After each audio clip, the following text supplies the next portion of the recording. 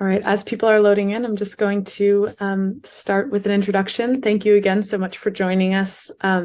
This webinar is called Complicity and Its Consequences, a conversation examining U.S. involvement in the ongoing violence in Gaza and the West Bank.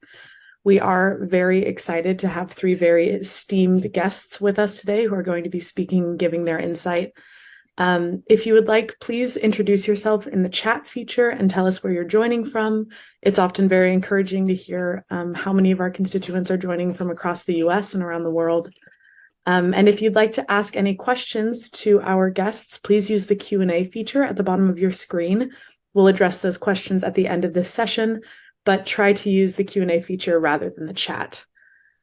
For those of you who I have not met, my name is Lauren Draper. I am the Middle East Fellow at Churches for Middle East Peace.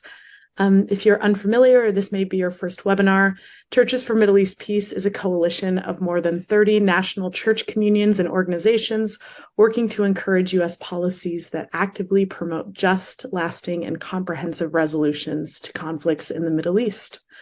CMEP's Senior Director of Advocacy and Government Relations, Cristofalo, is joining us today, and he will be moderating this session. If you haven't had the privilege of meeting Kyle in person, he is responsible for leading CMEP's engagement with Congress and the administration in advance of CMEP's advocacy priorities. And he also helps equip CMEP's grassroots supporters to engage directly with their congressional offices. So we welcome Kyle, and I'm going to pass it over to you. Thank you very much, Lauren. Again, really grateful for you all being with us this afternoon or morning or evening, depending on where you're joining us from. We look forward to a robust conversation over this next hour. And again, very grateful for our three speakers who I will shortly introduce for being with us today. Earlier this week, you might have watched the webinar that we hosted on rhetoric and peace building, looking at the topics of genocide, ethnic cleansing, and how the use of language shapes and directs the narrative. Today, we're going to be taking some time to hear from experts in U.S. and international law regarding how we should understand the consequences of U.S. and other international entities' support for Israeli military action and other attacks that we're seeing unfold every day in Gaza and the West Bank. So I'll introduce each of the speakers briefly, and then they'll have some time for opening remarks with a question to help focus the remarks. I'll have a few other questions to ask, but then, as my colleague Lauren said, please use the Q&A feature, as we do hope to be able to get to as many questions as possible toward the end of our time together. So Josh Paul will be our first speaker. Josh recently resigned from the State Department after over 11 years working as a director in the Bureau of Political Military Affairs, which is responsible for U.S. defense diplomacy, security assistance, and arms transfer. We also have with us today Maria LaHood, who is the Deputy Legal Director at the Center for Constitutional Rights, with expertise in constitutional rights and international human rights. She works to defend the constitutional rights of Palestinian rights advocates in the United States. And I know that I said the word rights many times, but it's, of course, a very important organization and role, and we're grateful for you being with us today, Maria.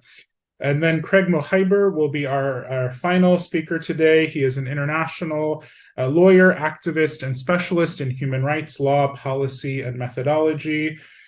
He has spent 4 decades in the international human rights movement, including more than 30 years at the United Nations. And he recently resigned from his position there as the director of the New York office of the UN High Commissioner for Human Rights. So we're going to start again with you, Josh. Can you share a bit more about your decision to resign from the State Department? You had been in that role for over 11 years. So what about this moment of Israeli violence and the subsequent response from the United States was different from prior instances that we've seen over the years during your tenure? Yeah, thank you. Glad to be joining you. And let me just say at the top, thank you to you, Kyle, and to Lauren, and to all the CMEP team for hosting this. And let me also take this opportunity to say hi to Craig Mokhiber. This is actually the first time we've interacted. So I think we've probably been aware of each other's statements and work, but it's great to finally connect with you, Craig. So I think many will be aware, but really there were three fundamental reasons why I made the decision over 6 weeks ago now to resign from the State Department, from the Bureau of Political Military Affairs, which is the bureau responsible for US arms transfers and security cooperation. The first reason was the scale and the scope of what is happening right now in Gaza. In my capacity in the Bureau, part of my role included approving or being part of the approval process for US arms transfers. And in the context of the conflict that is unfolding before us right now, and the already significant levels of civilian casualties, I just felt that I could not be a part of approving the arms that are causing so much devastation, so much death and destruction on a scale unlike any we've seen in Gaza, or indeed in many conflicts around the world in recent years. The number of children who have died in Gaza already far outstrips the number who have died in Ukraine in 2 years of conflict. The number of civilians killed in Gaza already outstrips the number of civilians who died in the first 9 months of America's invasion of Ukraine, of Iraq. So first of all was the scale and the scope. The second aspect was that I felt that in any event, our approach to Israel and Palestine, our security assistance to both of those entities, has not led to peace or security for Israelis and Palestinians, despite billions of taxpayer dollars being spent every year, particularly on the Israeli military capabilities. And yet, my third reason for resigning was when I tried to raise these issues in the context of the current conflict, there was no appetite whatsoever to debate or discuss them. And that's really one thing that sets this moment aside from many other really complex and morally challenging, morally perilous debates and discussions that I've been a part of in the State Department, and which I'm sure many of you listening today have been very aware of as well. Because in each of those, I felt that I could at least do some good, that the good I could do, outweighed or at least could be balanced against, in some ways, the harm that I was doing and that we were doing. When it came to this particular context, there was no good to be done. There was no debate to be had, no difference to be made, not in the executive branch, not in Congress. And so for that reason, I felt the only place to have that impact, to sort of have that discussion, was in the public sphere. And so to do that, I had to resign. Just one sort of further quick word, we're here to talk about the US role in what is happening now in Gaza. And I think there are 4 levels to that complicity, to use that frank word. One of those is the one I've just been talking about, which is the provision of arms. The US are providing arms, flowing arms to Israel as fast as Israel requests them, basically. And we've seen, there was Wall Street Journal reporting last weekend, 4,000 dumb bombs, 45,000 artillery shells, thousands of precision guidance kits. There continues to be a transmission of arms into this conflict, despite the devastating humanitarian effects that we're seeing. So, of course, the US is complicit there. The US is also, of course, complicit in its support for this moribund policy of the provision of lethal arms to Israel that it is using in this context, and the complete failure of the Oslo process. The US is further complicit, I would argue, in providing the diplomatic cover, both in the region and at the UN, for Israel to continue its current actions and current operations in Gaza, and to block avenues for accountability for Palestinians, for example, to go to the International Criminal Court. And then finally, I would also note that the US is complicit in having advanced a regional strategy that sought to integrate Israel into the broader Middle East, which I think is a fair and good goal, but sought to do so by sidelining the Palestinian question, and essentially by saying, if we put this to one side, we can still move ahead with this integration. And I think that's premised on a fundamental misunderstanding of the Middle East and of the disconnect between many of the rulers in the Middle East and their people. So I think at all of those levels, we have to think about US complicity, and that is certainly something I have been thinking about a lot in recent days. Thank you. Thanks, Josh. Looking forward to delving a bit into some of what you shared in later on during our time together. But now I'm going to turn it over to Maria LaHood, who again is joining us from the Center for Constitutional Rights. Maria, recently the Center for Constitutional Rights filed a lawsuit against the President, Secretary of State, and Secretary of Defense for violations. I'm going to read this because it's legal and I want to make sure I get it all. So for violations of customary international law codified in the 1948 Geneva Convention and the corresponding Geneva Convention Implementation Act, passed by Congress in 1988. So can you share more about the case and the specific provisions of U.S. law being violated? My understanding and reading a summary of the suit is that it both deals with a failure to prevent, but also complicity in an ongoing genocide. Is that correct? And sort of what has the response been? Thank you. Thanks, Kyle. And thanks to Churches for Middle East Peace for having me, and to my co-panelists for your courageous and principled stands. It's an honor to be here with you all. That's right. CCR represents two Palestinian organizations, Defense for Children International Palestine and LaHood, which is the oldest human rights organization in Palestine. We also represent 3 Palestinians in Gaza and 5 Palestinian Americans in the US who have sued President Biden, Secretary of State Blinken, and Defense Secretary Austin in federal court in California, claiming that they have violated their duty to prevent Israel's genocide and are complicit in genocide. Israel has killed approximately 7,000 children in Gaza with US weapons, money, and support. It's killed more than 17,000 Palestinians in Gaza altogether. It's left children without their families. Thousands more are buried under rubble. 40,000 people have been wounded. 1.8 million people have been displaced. 2.3 million Palestinians are under siege, on top of a 17-year-old blockade. No food, no water, no electricity, no gas. People are starving and diseases are spreading, and they are still constantly being bombed. Our clients have collectively lost more than 116 members of their families. Tomorrow is the 75th anniversary of the Genocide Convention, which was adopted in the aftermath of World War II and the horrors of the Holocaust in order to prevent other genocides.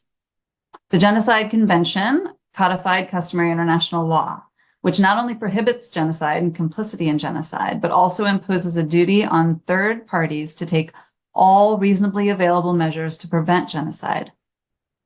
Customary international law is part of U.S. federal common law and is enforceable in U.S. courts.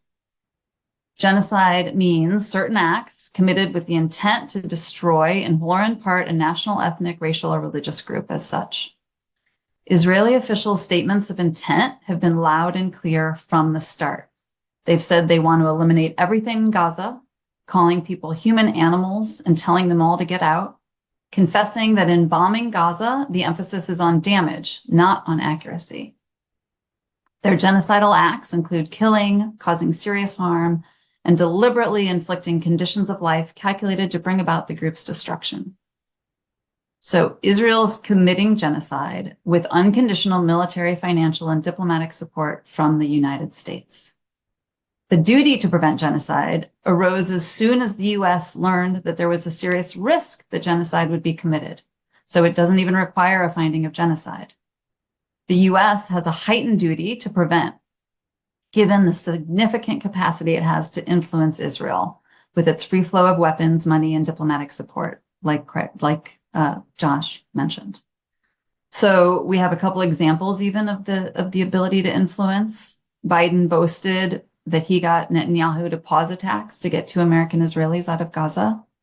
And when asked about providing humanitarian aid, Defense Minister Gallant said, "The Americans insisted, and we're not in a place where we can refuse them. We rely on them for planes and military equipment. What are we supposed to do? Tell them no?" But instead of using that influence to prevent genocide, Biden, Blinken, and Austin immediately began meeting regularly with Israeli officials and giving them unconditional support. They've constantly assured Israel that the U.S. will stand by its side, that it won't condition its support or create any red lines or monitor what it does with U.S. weapons, all while rejecting calls for a ceasefire. So the U.S. is aiding and abetting Israel's genocide of the Palestinian people of Gaza. It's knowingly providing assistance to Israel that's having a substantial effect on the genocide. Josh explained a bit about the military aid and the arms going to Israel. More than half of our foreign military funding goes to Israel, $3.8 billion annually, and the administration is pushing to give Israel $14 billion more. The U.S. has provided since October 7th, roughly 15,000 bombs and 57,000 artillery shells, including 2,000-pound bunker buster bombs. The U.S. stores a stockpile of U.S. weapons in Israel, which in March was worth $4.4 billion. And administration officials admit that they're working around the clock to figure out which munitions and equipment can quickly be made available, and that deliveries are taking place on a near daily basis. So the U.S. is aiding and abetting genocide by supplying weapons to Israel in real time, facilitating the mass killing of thousands of people. And of course, this unconditional support follows a long history of U.S. complicity in Israel's crimes and blocking every effort to hold Israel accountable, enabling its impunity. Just one example is how it has incapacitated the UN Security Council by using its veto power to shield Israel from accountability dozens of times. It vetoed Security Council ceasefire resolutions. It recently abstained from a resolution calling for humanitarian pauses. There's another vote today in the Security Council for an immediate ceasefire. The U.S. says it can't support it. We must all be demanding that our government does not obstruct international efforts to stop the killing. That's one of the things the case is asking the court for, to stop U.S. officials from obstructing attempts to implement a ceasefire in Gaza. We're also asking the federal court to order U.S. officials to exert their influence on Israel to stop the bombing and lift the siege, and to stop providing military assistance or financing to Israel. We're getting the government's response to our complaint and our preliminary injunction motion today, which we'll respond to in a couple of weeks, and then we'll have a hearing on January 26th. We wish the timeline were sooner, given the absolute urgency, but we're hopeful the case is helpful in building pressure on the administration to stop the genocide. Thank you. Thank you, Maria. And again, we look forward to getting into more details later in the conversation. So finally, I want to turn it over to our last speaker, Craig Mokhiber. Craig, similar to the question that I asked earlier to Josh, can you share more about your decision to resign from your position at the United Nations? You've had a long career working not only on issues related to Israel-Palestine, but also many other countries facing situations of oppression and violence. So what, again, compelled you to resign at this moment? Well, this conversation for me actually started in the late winter, early spring, when there were a series of violations taking place on the West Bank, including this pogrom in Hawara village that we all know about.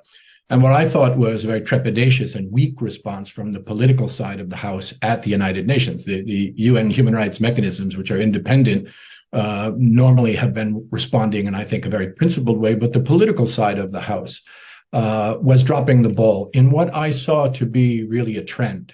And at that time, I was speaking out quite publicly, as I have, on human rights violations in dozens of countries on all continents over the 32-year tenure of my career at the United Nations. But something different happened in this case. There was a very ruthless campaign against me personally by a number of Israeli lobby groups, some of which are set up specifically to harass and pressure the United Nations. And I saw that the UN was beginning to buckle under the pressure of these organizations and to attempt to silence me, which had not happened ever before in my 32-year career there. I said I would not be silent on these kinds of violations, and I began a conversation with the High Commissioner for Human Rights in which I indicated my concern about this trend of trepidation over a long period of time and the weakening of the UN political voice with regard to what was happening in Israel and Palestine. And at that time, I indicated that that was not something that I could tolerate, and I intended to leave the organization in the coming months. What happened subsequently, of course, is the situation got much worse, including with what I identified at that time in October as a textbook case of genocide unfolding in Gaza, and a very weak response given the nature of the atrocities that were being committed from the UN again. And that's when I penned the letter in much more detail about where I thought the UN was falling down on Israel and Palestine in terms of its normative mission, and where I thought it needed to shift course and what it needed to be doing. And it's ironic, this is the 75th anniversary of the Universal Declaration of Human Rights. As we've heard, it's the 75th anniversary of the Genocide Convention. But in a very bitter irony, it's also, 1948 was also the year of the Nakba in Palestine, which was the beginning of genocide against the Palestinian people in their native land, and also the beginning of apartheid in South Africa. And the point I was trying to make is that if you look at South Africa, you see that the UN and much of the international community remained focused on international law, on international human rights, and on equality and on root causes until apartheid fell in South Africa. In Palestine, it abandoned that paradigm. It rejected the international law framing, the equality framing, the human rights framing about 30 years ago when the Oslo process started. And there you saw, because of pressure principally from the West, the UN began to adopt language that deferred human rights, deferred notions of equality, deferred attention to root causes in favor of this amorphous political paradigm, the promise of a two-state solution, mechanisms like the Quartet, which have acted for more than 30 years as a smokescreen, behind which we've seen an exacerbation of the human rights situation on the ground, the continued dispossession and persecution of the Palestinian people, consolidation of an apartheid regime, and now, as we're seeing today, again, genocide in the land. And so I have just been urging that we return to the normative foundations of the UN and of international law, and instead of making promises that will not be delivered as a means of just quieting protest against the horrors that we're seeing in the occupied territories, in Israel, in Jerusalem, that we really focus on what are the root causes, which are settler colonialism, which are apartheid, which are persecution, and begin to talk about a paradigm in which we insist, as we have in every other situation around the world, on equal rights for Christians, Muslims, and Jews, on the application of international humanitarian law, and on an end to settler colonialism, an end to apartheid across the land. That is not the kind of talk that you are hearing from UN leaders. Again, in the Security Council, we saw today with the Secretary General invoking Article 99 to his credit to get the Security Council to convene, but under the rubric of international peace and security, because that's what Article 99 allows, and without having any effective mechanism with enforcement power to address a genocide unfolding in real time. And the rhetoric that has accompanied this has been, for me, an abandonment of the obligations, the normative obligations of the organization, an abandonment of the human rights of the Palestinian people, and 75 years after the adoption of the Universal Declaration, an abandonment of international human rights themselves. Thank you, Craig. Again, appreciate you taking the time to be with us, and we look forward to continuing to tease out some of what you just shared. Reminding folks, I know that there are questions coming in to the Q&A, so please keep them coming. I'm just going to ask another round of questions to our panelists, and then we'll get to questions from the audience. So Josh, I'll start again with you. Right now, Congress is considering the supplemental, the president's request for emergency funding that will go to both Israel and from the president, hoping also Ukraine. So the Israel-specific funding is $14.3 billion. The House passed their version of the supplemental last month, and the Senate is now considering their version. The Senate version includes virtually no reporting requirements for the military aid going to Israel, and in fact strengthens the rights of the Secretary of State to waive reporting requirements to the congressional notification if it is in the interest of national U.S. security. So that is something that is troubling. And so I would love your take on that. But we have seen at least a little bit of hope in that yesterday, Senator Van Hollen was joined by 12 of his colleagues introducing an amendment to that bill that would require, again, I want to read this so that we hear exactly what it would do, require that the weapons received by any country under the proposed national security supplemental are used in accordance with U.S. law, international humanitarian law, and the law of armed conflict. So just curious if this gives you hope, but also, it faces a tough time passing, but I'm just curious if it would state even have the mechanisms or be willing to ensure that it was followed through as these senators are hoping? Yeah, thanks. So that's several questions in one, and really complex ones, I think. First, on the supplemental request itself, I think there is great reason to be concerned. The language in there, for example, which the Senate version has carried, or the Senate version that was being introduced has carried, as did the House version that passed the House, does remove notification requirements for significant elements of the military assistance to Israel. And of course, it's 14.1 or $14.3 billion in a military assistance to Israel. I think it's $100 million in humanitarian assistance to the Palestinians. So a significant imbalance there. The supplemental would also permit $3.5 billion in foreign military financing that it would appropriate to be spent by Israel in Israel. Normally, foreign military financing comes back to the US and is spent in the US economy. This would allow Israel to spend it domestically. I know that's a smaller concern in the human rights context, but I think that's an important thing to flag as we think about how taxpayer money is spent. I am encouraged by the amendment that Senator Van Hollen and other colleagues of his have introduced. It is, of course, I think quite limited, it's fair to say, in its scope. It would prevent the provision of arms under the supplemental, absent a certification by the Secretary that, as I recall, U.S. provided humanitarian assistance is not being constrained, but that provision can be waived. And then the only other thing in the amendment is a reporting requirement. Look, this is a significant step forward. It is very unusual to be talking about even reporting requirements, let alone a potential conditioning of military assistance to Israel in any context. I think it's not very likely to pass, but I think it matters as a signaling method. It is important in that respect. And I think that signaling has been backed up as well, first of all, by Senator Van Hollen's op-ed piece in the Washington Post, I think this morning, where he notes that, quote, when strong words are not matched by strong actions, the United States looks feckless. He added that ensuring that the standards are upheld and providing the mechanism to monitor them should not be controversial, close quotes. And it should not be controversial. There was also, of course, a letter earlier this week from Senator Elizabeth Warren and several other colleagues providing a series of really important questions about Israel's adherence to the laws of war and steps it is taking or not taking to reduce civilian casualties that were sent to the White House. So we'll see what response comes back from the administration on that.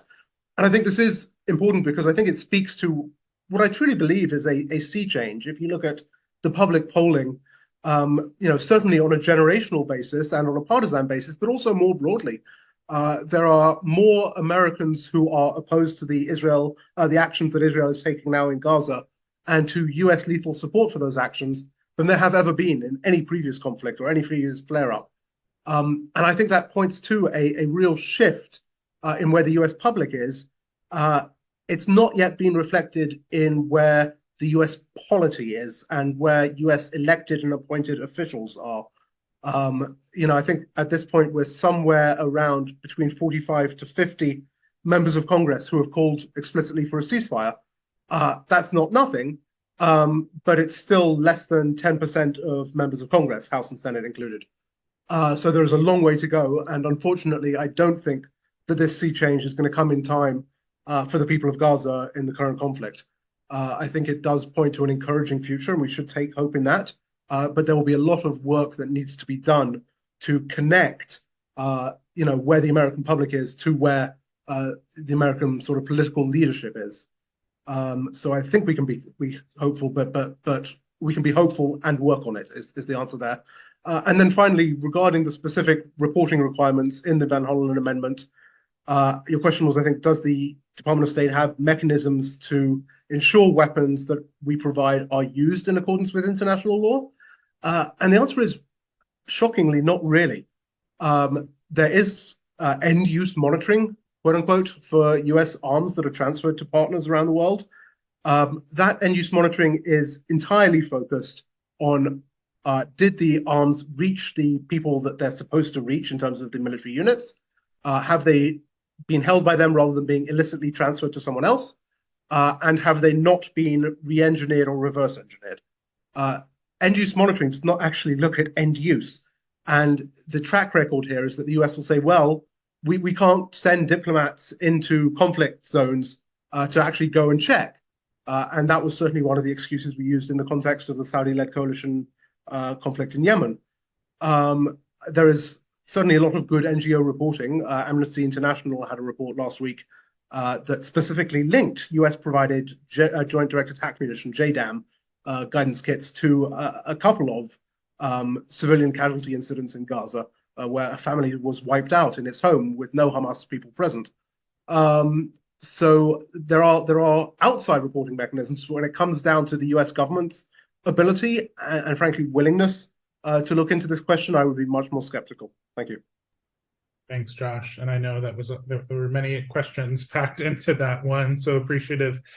Maria, I know we'll get to some questions from the audience more specific to the lawsuit, but I wanted to maybe tease out another form of complicity. The Center for Constitutional Rights has been defending the rights of those who are advocating on behalf of the Palestinians and face various forms of repression or efforts to stifle their speech. And we've seen over the past 2 months now a growing number of folks here in the US who speak out against the atrocities and violence that we're seeing in Gaza and the West Bank, and have either lost their jobs, been placed on leave, or had offers revoked. I think a lot of young newly minted lawyers have had their offers revoked from firms.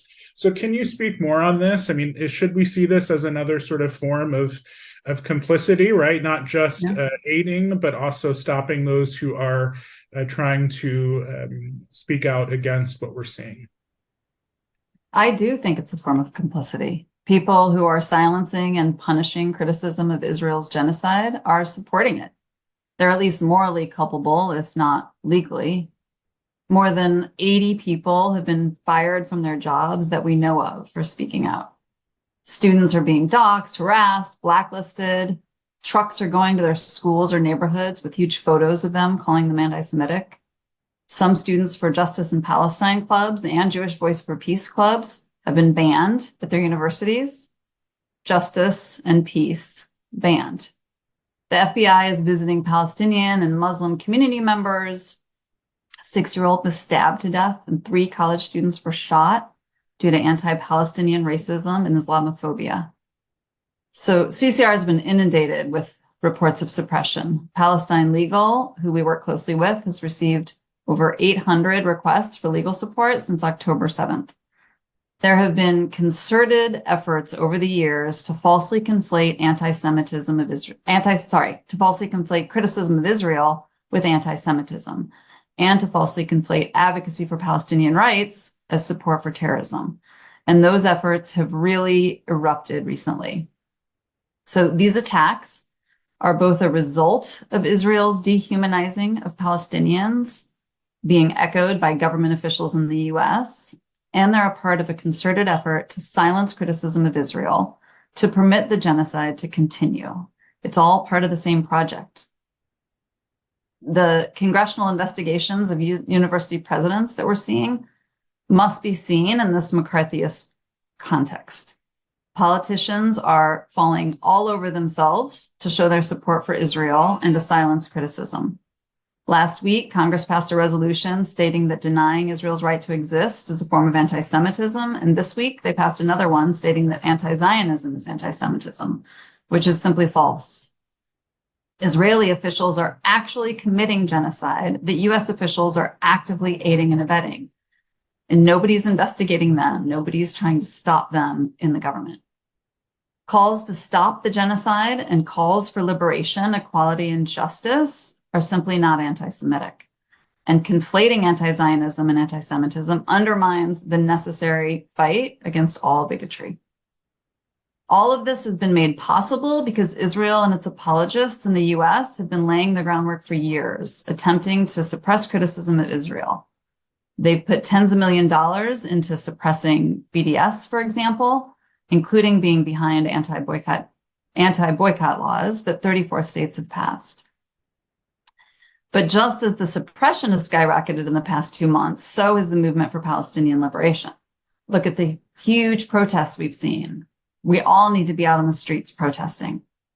Every investigation, every disciplinary action, every false accusation is an effort to chill calls for peace. So the important thing is not to be silenced or intimidated. We have to do all we can to stop the killing made possible by our own government. So someone asked, what do we do? Write and call your representatives, engage in BDS, get your city council or your union to pass a ceasefire resolution, like Oakland and the UAW. Speak out. There is power in numbers. There was a question in the chat about liability for members of Congress. So not only the resolutions we've seen, but the sending, the approval of arms and everything else, and the billions of dollars. So yes, the duty to prevent genocide extends to other government officials, anyone with an ability to influence. And our case is against US officials is a civil case. There's also the possibility of criminal liability for complicity in genocide. There's a federal criminal statute that implements the convention's obligations to punish genocide by making it a federal crime, including complicity. So the Department of Justice is who enforces the criminal statute, but it has no statute of limitations. Somebody asked another question about Ukraine. DOJ just brought war crimes charges against 4 Russian soldiers for war crimes in Ukraine under a similar statute. Biden called the situation in Ukraine a genocide after, I think, a month and a half. The ICC issued arrest warrants within weeks of the situation in Ukraine. But in the case of Palestine first engaged the ICC in 2009.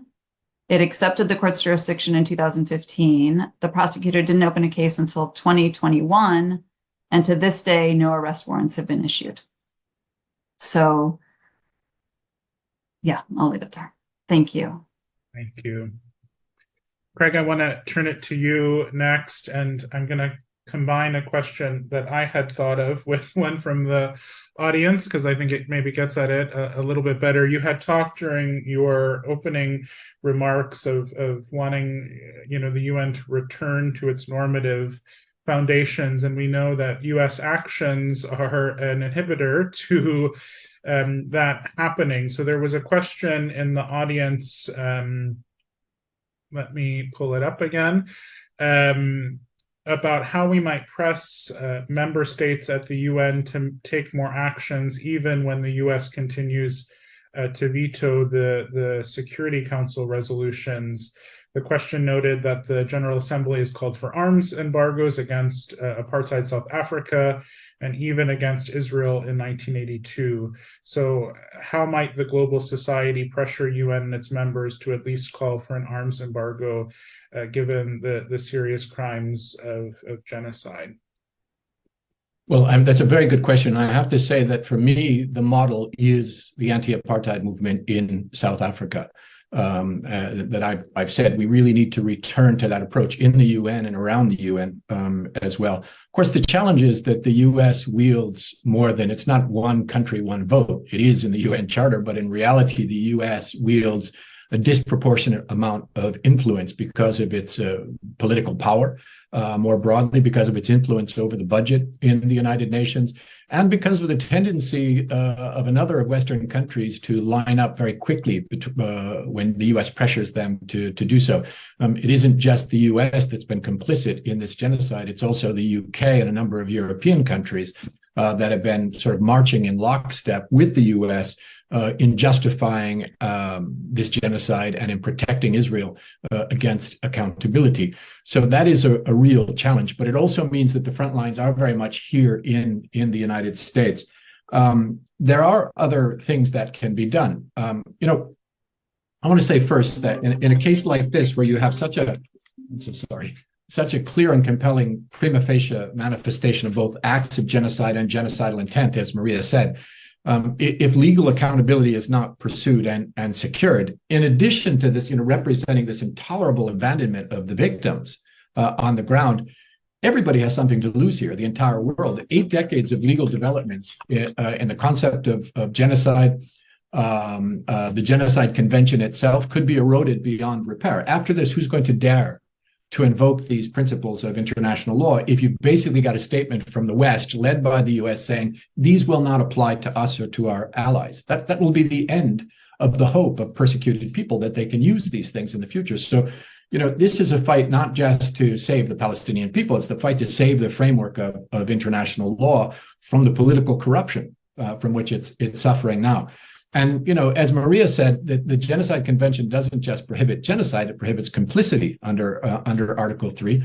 And you see the United States here not only failing in its obligations of prevention, but also actively, in real time, as these atrocities are taking place, providing economic, military, intelligence, diplomatic support to Israel while it's engaged in these unlawful obligations. And you see official U.S. institutions, state institutions, dedicating themselves to disseminating Israeli propaganda for war, justifications for war crimes, crimes against humanity. That's another, part of the complicity that we're seeing.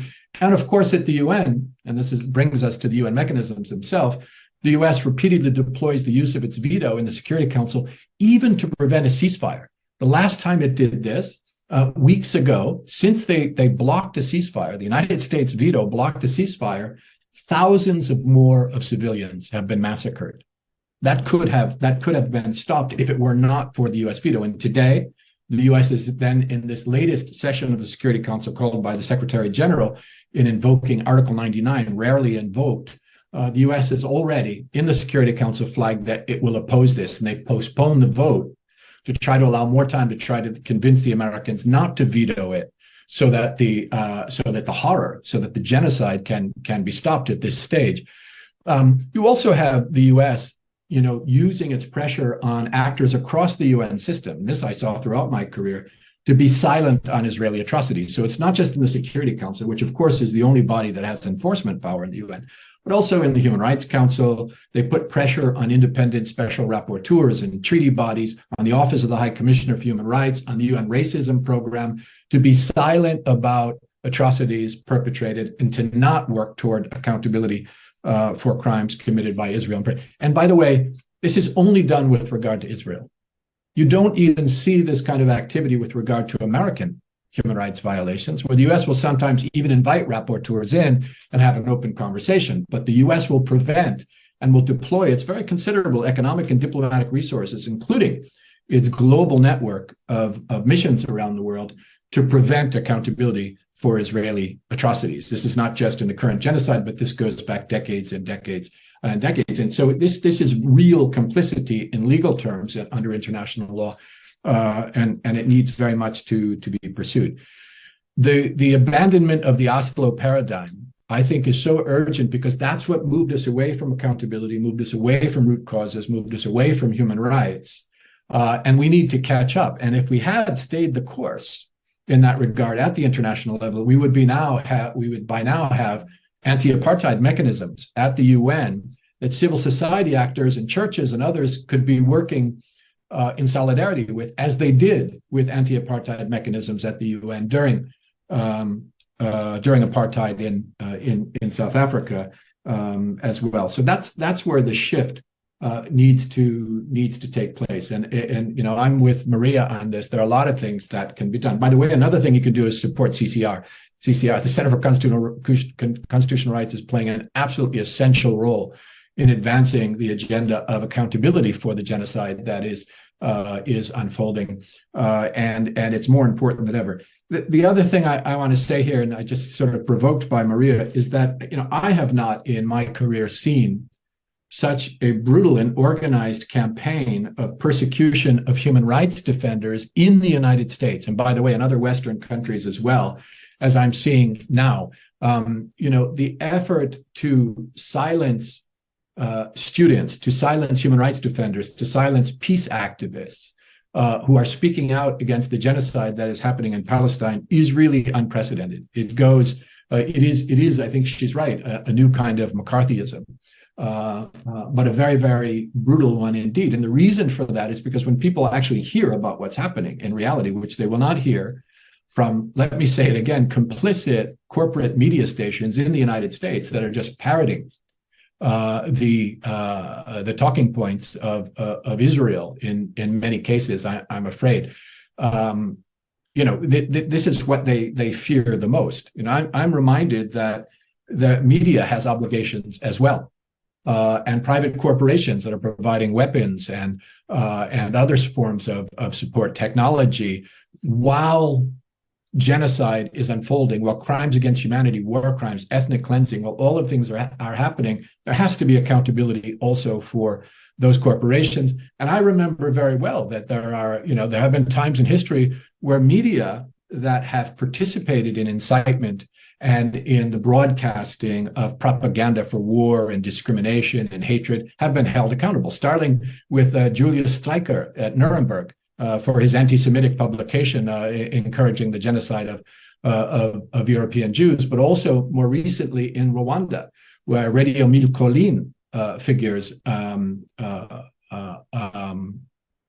others, at least 3 of them were held accountable by UN tribunals for their contribution to genocide. So this effort to silence, to make sure that the American people and that the people of the West in general don't know that there is a genocide unfolding that they are paying for, and that could not happen if it weren't for the economic, military, intelligence, and diplomatic support of the government of the United States of America, that blackout has to stop. And I agree that people have to be courageous. If they try to silence you, speak up even more, organize, bring people together, and do not be fooled by this old trope that if you defend the human rights of the Palestinians, you are a supporter of terrorism or you're an anti-Semite. I've said over and over again that, you know, criticizing Israeli human rights violations is not anti-Semitic, just as criticizing Saudi violations is not Islamophobic, criticizing Myanmar, Burmese violations is not anti-Buddhist, criticizing Indian violations is not anti-Hindu, and that if it is true that those things are unacceptable, then there is no international human rights framework. But if it only applies to Palestinian human rights, that is a racist proposition because it means only the rights of Palestinian people, even and up to the right to be free from genocide, cannot be defended. So don't fall for these old tricks. Speak up, speak out, organize. This is being done with our money and in our name. Thank you, Craig. I'm going to turn it to you, Josh. A question from the audience, noting that there are hundreds of other staffers in the State Department, White House, and Congress who have expressed their dissent. We've seen some of the leaks of the cables, for example, coming from the State Department these past 2 months, but no others have resigned so far. So what counsel would you offer to other staffers about their complicity if they do not resign, or words of advice that might encourage them as they discern their steps? Yeah, thank you. So I've been in touch with a really large number of both executive branch and congressional staff, some of whom are thinking actively about resigning. You know, I don't think it's my role to push them one way or the other. The counsel I give them it's first of all to be aware of their own situation. I was fortunate to have been, at a relatively senior level in a job for long enough where, I have the savings to go for a few months without having to worry about, immediate healthcare concerns or that sort of thing. But everyone is in their own situations, and I think that's particularly a challenge here in the US where people don't have universal healthcare. So I also think that the people, it depends where you are in your career. Do you have what impact would resigning have? I think it is one thing to not want to be a part of something. It is another to step out to specifically oppose it. And I think that's something they have to take into account, because if you are, a junior person, you will have sacrificed your career, but for what gain? I think you can obviously make a moral argument here. But these are the sorts of issues I'm talking over with people as they are thinking about these issues.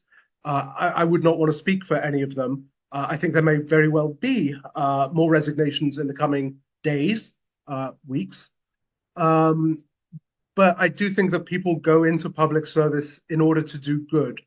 And I think that those who remain in public service and that I'm in touch with since departing are really doing their best to do good, whether through using the dissent channel, whether through raising these policy issues in policy channels, whether through funneling information in terms of, these more public letters we've seen, public vigils, public protests.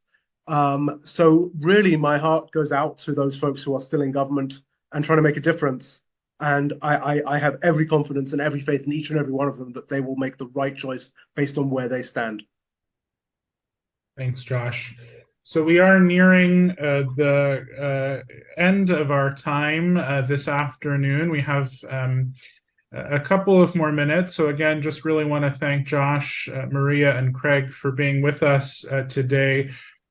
I think in the interest of time, perhaps each of you could give a few minutes of 2 to 3 minutes of sort of closing remarks. There were a couple of questions that we didn't directly get to, but you have begun to answer them. So if you want to be thinking about, encouragement for effective action, people in the chat have been asking sort of what they can do as U.S. citizens. You've started with some of that, but if you have any closing remarks in that regard, or around sort of the fact that while there have been so many protests that have happened, it still hasn't gotten to the point of stopping the genocide. So what sort of hope or advice or suggestions do you give to the audience? So maybe Maria, we can start with you, and then Craig, and then Josh. Sure. Thanks, Kyle. It's the U.S. government has the most influence, is the most complicit. All the pressure we can put on our government will matter. It will. It's taking too much time. But what can we do but try? There's also, we didn't really talk about actually going right up against weapons manufacturers. Let them know too. Let them know that they shouldn't be complicit. They also are aiding and abetting genocide. It is difficult to have hope in a time like this. It is very easy to despair watching a genocide unfold in real time and feeling powerless to stop it. But I think the hope is in doing everything you can to try to stop it, because it's our duty, and it's in the struggle that we find hope. I think we have no choice. Sitting by, watching people being slaughtered, being starved, children being killed. I think it is, we have no hope if we're not enforcing international law. If we're sitting by, if might makes right, if geopolitics win the day, what we have to do is enforce the law to have peace and to have justice. And, like what Craig was saying about root causes, if we don't pressure Israel to end apartheid, to end the occupation, to stop annexation, to stop settlements, to stop all its violations of international law, there's not hope. So we need to continue to do that in order to make peace possible. Thanks. Thank you. Craig.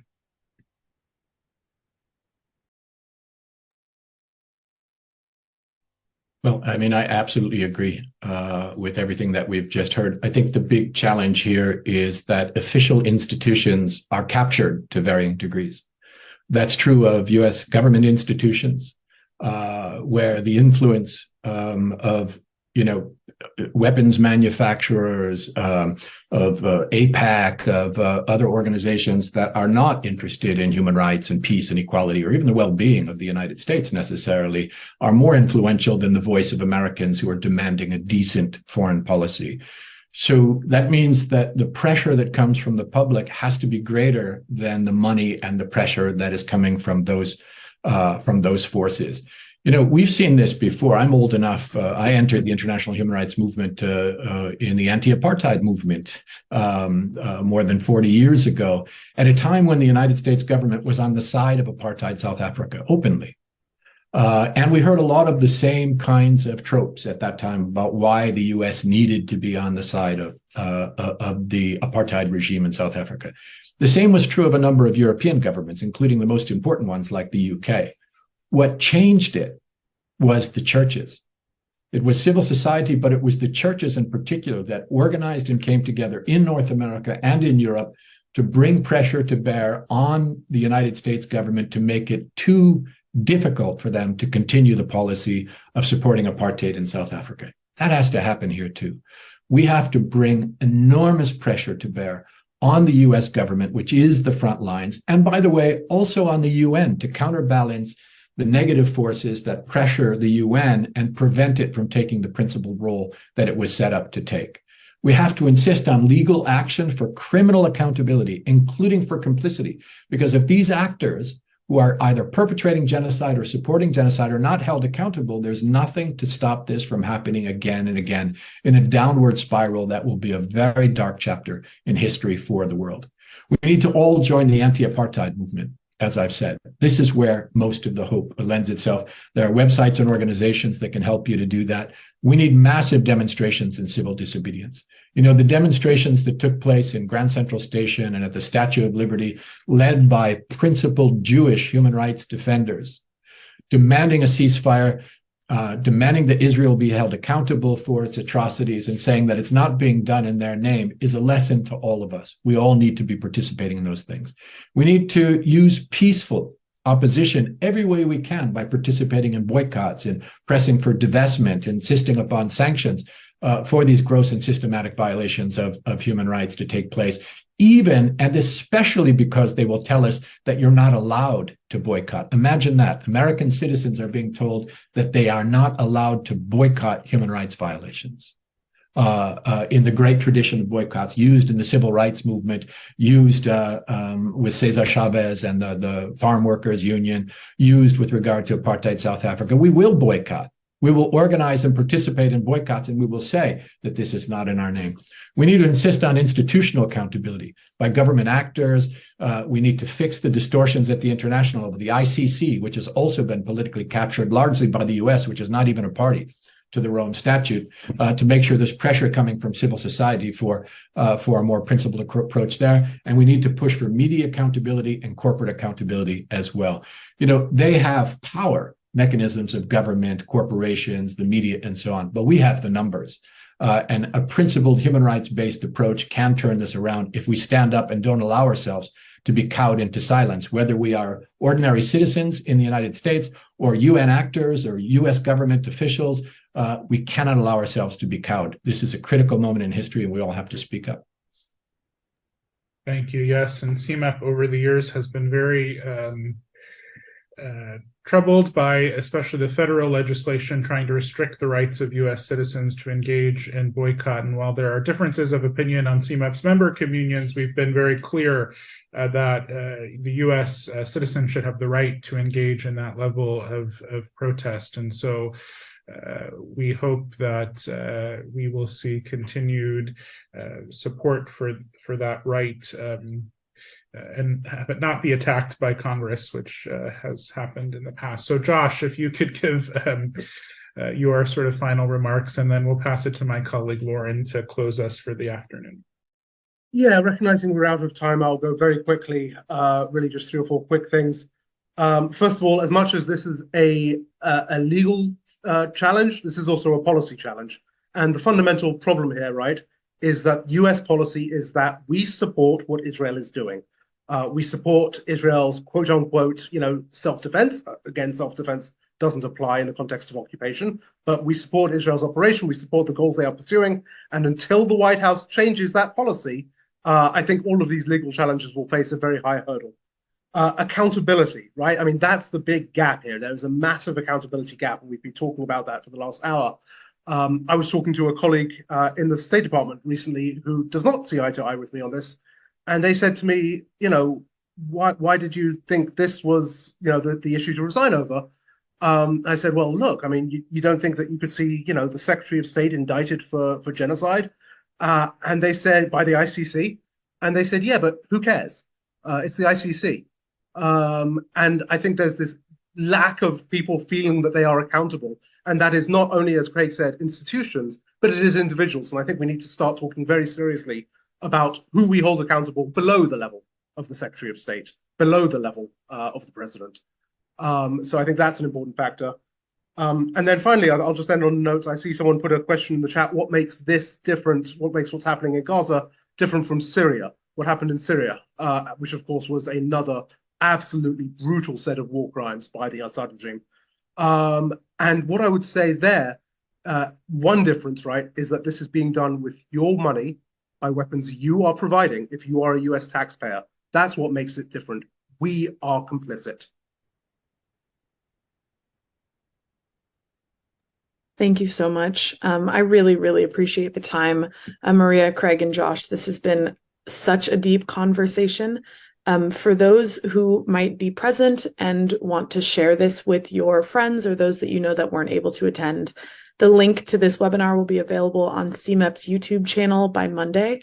And we really encourage you to just share this. These are conversations that are so relevant right now.